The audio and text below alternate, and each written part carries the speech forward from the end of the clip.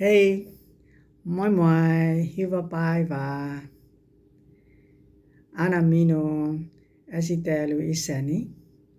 Mun nimeni on Turanai. Minä olen kotoisin Myanmarista. Olen syntynyt Myanmarissa, kasvoin Myanmarissa. Mä asun jo Kambodžassa.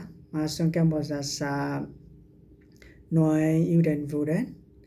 Mä asun jo Phnom Penh kaupungissa. Ennen mä asun Yangonissa.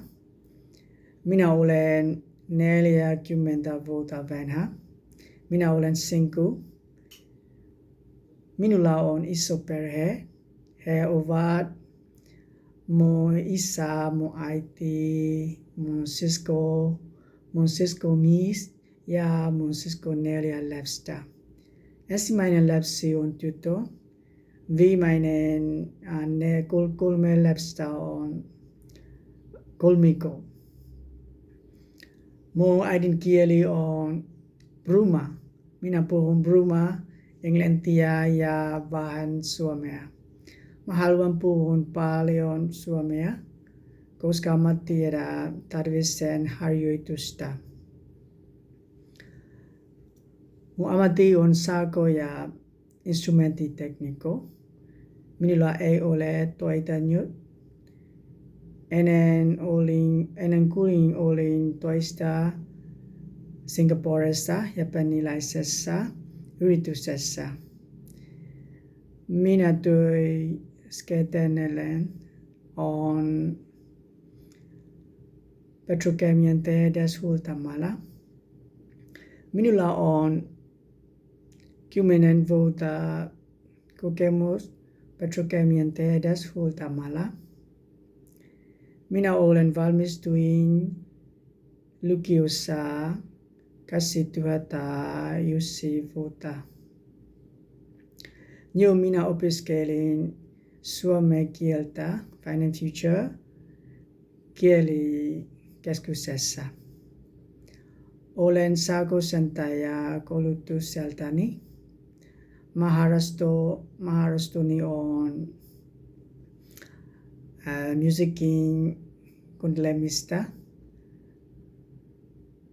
kitaran soittamista ja jalkapallon pelaamista. Minä pidän kahvista. Minä rakastan thaimaalaista ruokaa, kiinalaista ruokaa, eurooppalaista ruokaa ja Myanmarin ruokaa. Mä tykkään talvesta, kun on paljon pakkasta ja lunta. Minä innostun